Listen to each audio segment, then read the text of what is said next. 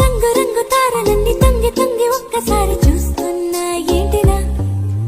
పైన లేని వెన్నెలంతా నేల మీదకొచ్చినట్టు నువ్వుంటే చూడవా,